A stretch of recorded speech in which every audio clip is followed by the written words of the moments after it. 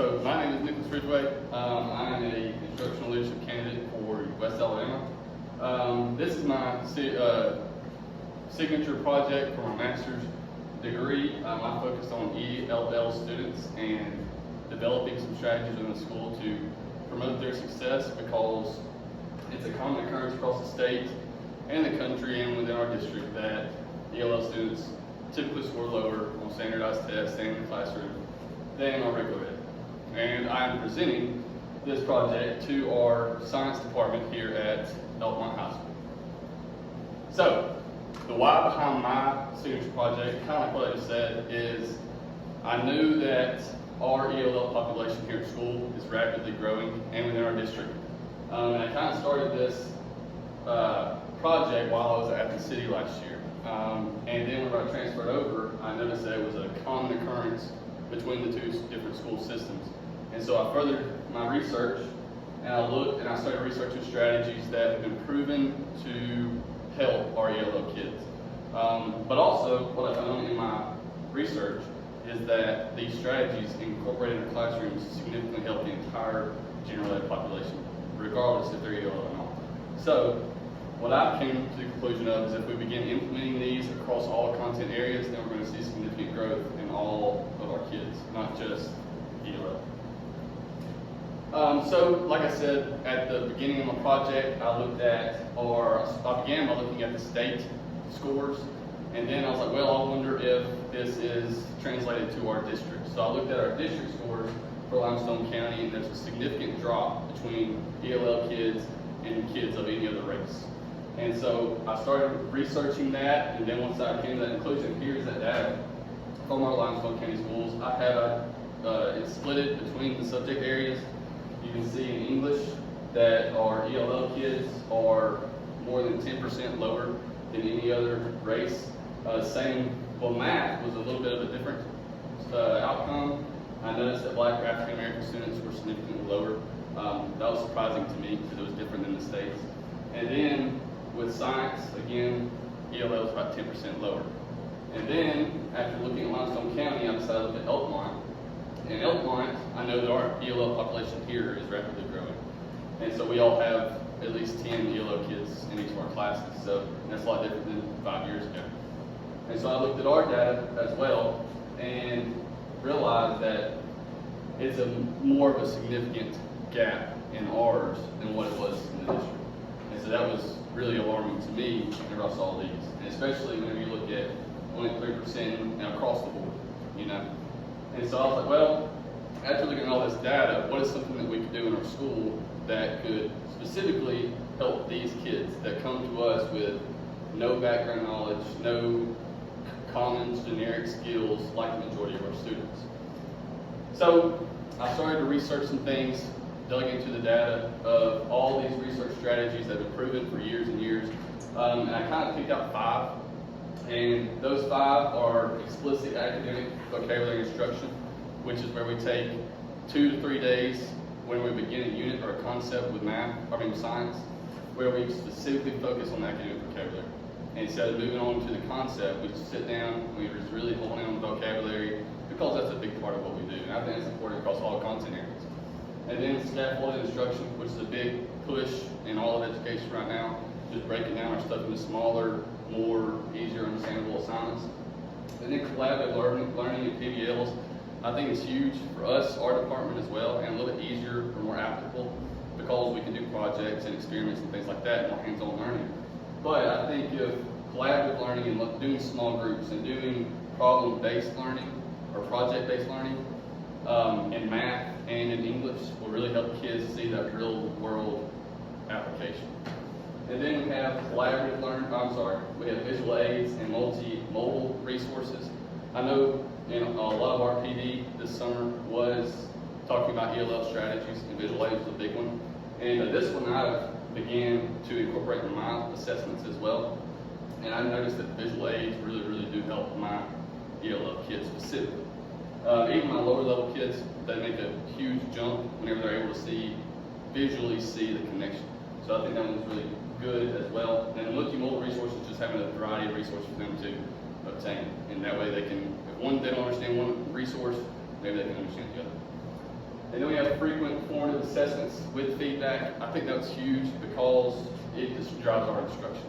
You know, if we give a little exit ticket at the end of the day, it shouldn't just be for fun. We should actually have a purpose to it, and the kids should be given feedback to it so they can see their growth, and we grow as teachers to assess our own teaching techniques. So I think that's also very applicable across different areas. And like I said, all of this came from the research that I've done over the past year, and these are just some of those references.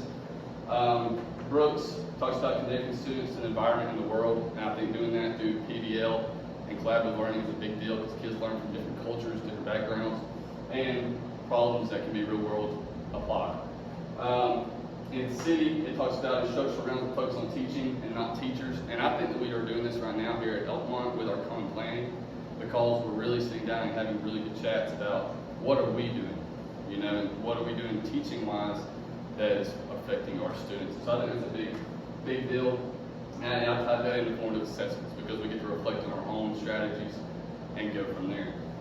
And then Fayon talks about when teachers make those real-world connections, again, relating that one to problem-based learning, because I think that's a big deal. Nowadays, especially, instead of just teaching curriculum, which I know we do, but making it more applicable, because kids nowadays can find a lot of stuff just using technology, so making them really see the impact of it, I think is really important. And then from Lytton, providing teachers with culturally relevant teaching materials. I think this is huge because through our PD, is something that I've realized is that the things we're able to do with ELO kids, just like the small change of visual aids that we went through with our PD with Ms. Thackerson, was really powerful for me because it was very culturally relevant to our ELO population. Whenever she started speaking Spanish and I was completely unaware and blown away, I was like, well, how do these kids feel? You know, and so that was really powerful, and so that one stuck out to me. And then with Sensory, talks about partnering our ELO kids with kids that can also speak that language, which I think is a lot of the strategies that our teachers already do, but I think we have to be more effective or efficient whenever we do it, by going around and asking those kids questions to promote that collaboration between them and communication so that we can see their different understandings. My action plan, so after all this research, I sat down and I kind of developed a way of how we would implement this in our school. And I think it begins at the top. You know, our admin and our leaders and district-wide, I would love to have this district-wide because I think it is a common area of concern across the entire district after looking at the data. But it would begin with a district-wide initiative and then break down to a leadership meeting that would happen in the summer and take place in the summer. And then after that district-wide meeting, and our school leaders across our whole district would hone in on specific strategies that we believe would be good for all of our teachers, and not just one specific area, which I know right now a big push is with math and ELA, but I think this should be applied across all, and even history. I know it didn't include history on there, but it's not a standardized test. And then after that, our instructional partners, who ever it is for each school, would come back and lead a professional development day, modeling these different strategies and give us resources that we could actually use. And I also think the most powerful PDs that I've been a part of is that when the teachers are actively involved. And so us getting to actively participate in those strategies and seeing how they really hone into our kids is a big deal. And after we are given these strategies, I think it's important for us to see them in our lesson plans, and with admin being included in the classroom and observing these, and then data collection, because data is huge in seeing our growth and seeing the effectiveness of any plan. And we would come in at mid-year, evaluate our data, and then do it again at the end of the year to reflect on, hey, did this strategy work? If not, that's okay. We'll throw it out and we'll move forward and progress, because I think that's important, because as teachers we're always learning. But a little more broken down, step one will be a 2-day summer meeting with our district administrators, instructional partners, and teacher leaders, which will make sure of alignment, which I think is important. We have a vision here at Limestone County Schools, which is to empower and trust and okay, third word. But anyways, our plan, I think this plan needs to be aligned with our focus or with our vision. And after that meeting, after our leaders indicate that this plan is on the right line with that, Then I think we have a district-wide meeting that brings in all the other teachers. And that way we all have a common understanding and a clear vision of what to expect with this plan and the strategies and how they apply to it. And then after that, our instructional partners will use the input from all the teachers of the county to develop these professional developments, in which they'll share the strategies with us. And then we will begin implementation. So after we get these strategies and see them modeled and kind of see how it applies to our different content areas, then we can apply them throughout the school year, especially at the beginning to see the effectiveness of them. And then mid-year, we will have our evaluations and data collections.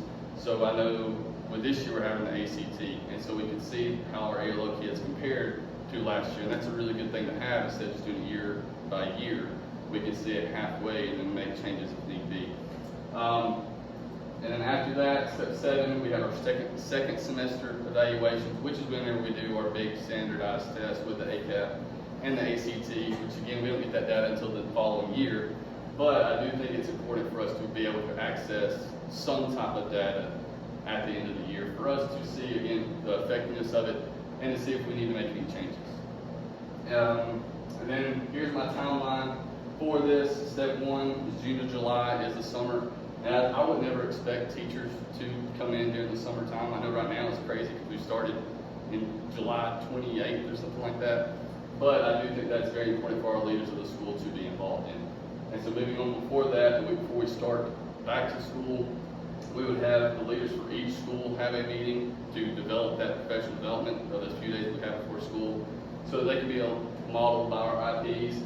And then we have, after the district meeting, the admins and IPs of each individual school get together to develop that PD day to make sure everybody is clear.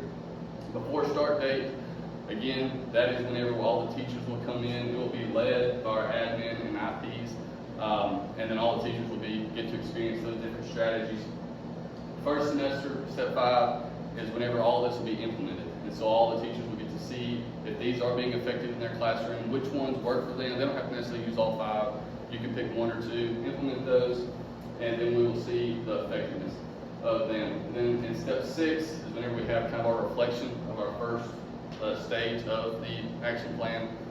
If we completely see that, hey, this one strategy is absolutely terrible, nobody likes it, then let's just get away with it. I don't think it's useful to beat a dead horse, more or less. So I think that's important to have that reflection there. And then very similar, on the second semester of school, we will continue to implement whatever strategies we find effective. And then at the end of school, we have our reflection of our data. And I think that will drive our feedback for the following school year.